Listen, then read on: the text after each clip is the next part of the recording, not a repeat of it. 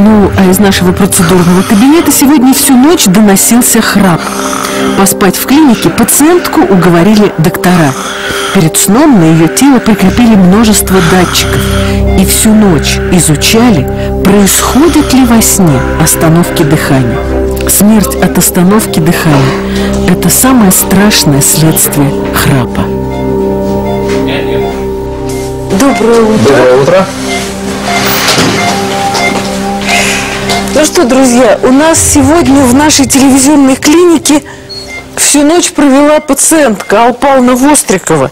Мы начинаем большой, серьезный, в нескольких программах разговор о храпе, потому что храп не только мешает окружающим. Храп, к сожалению, может быть причиной гибели человека во сне, потому что именно во время храпа возникает остановка дыхания во сне. Ну что ж, давайте посмотрим, как образуется храп. Через нос и глотку воздух проходит по гортани и попадает в легкие. У некоторых людей с возрастом мышцы мягкого неба расслабляются и обвисают. Они перекрывают просвет гортани так, что воздух не может протиснуться сквозь узкую щель. Может наступить ситуация, когда обвисшая мышца полностью перекроет просвет для воздуха.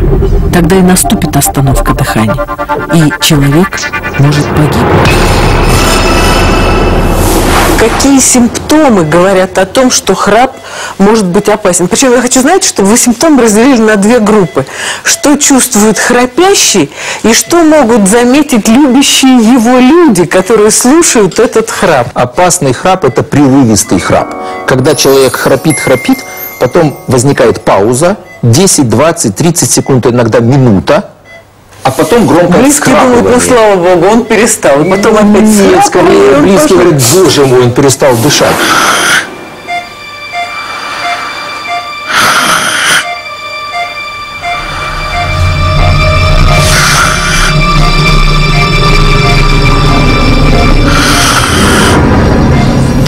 Иногда это прямо циклически происходит, буквально несколько десятков раз в час. И вот если такая ситуация окружающие замечают громкие всхрапывания с избыточной двигательной активностью, иногда пациент вскрикивает, стонет, переворачивается. Вот это очень серьезная ситуация, которая требует обращения к врачу. Ничего такого муж не рассказывал, с вами не бывало? Пока, наверное, боится рассказывать. Что может чувствовать сам храпящий? Что его может насторожить и заставить пойти к врачу? Действительно, есть симптомы, которые позволяют заподозрить ситуацию. Первое – это поверхностный, беспокойный, неосвежающий сон. Вот вроде бы человек проспал свои 8 часов, а встает ужасно разбитый, с больной головой, с высоким давлением. То есть получается, что как будто бы и не спал.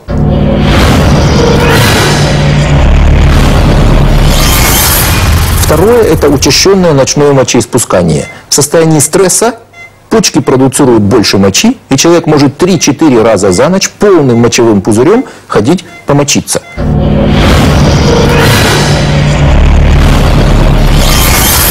Следующее – это тяжелейшая дневная сонливость. Опять же, вроде бы человек поспал, встал, пошел на работу, сначала заснул за рулем автомобиля, извините, в пробке. Или в автобусе. Или в автобусе. Да, потом заснул за рабочим столом, потом заснул на собрании, хорошо, если не в президиуме, да, и захрапел.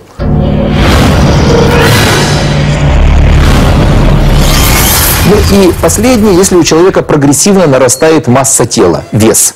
О чем мы говорим? Что нарушается гормональный профиль, недостаток кислорода приводит к прогрессирующему ожирению, и это порочный круг.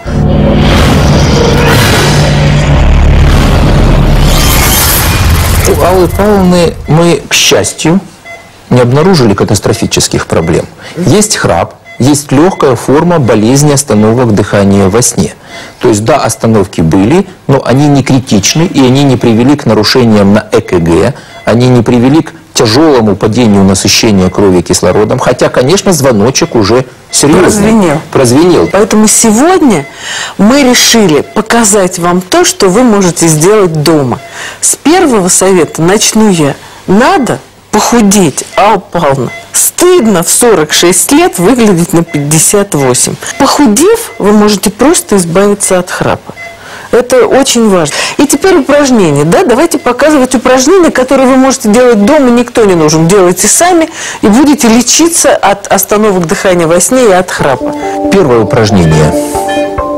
Надуваете щеки, да, и вот так перекатываете воздух из одной щеки в другую. Да, надувайте эту щеку. 30-40 раз надуть обе щеки. Второе упражнение. Язык пытаемся достать подбородка. Выдвигаем язык.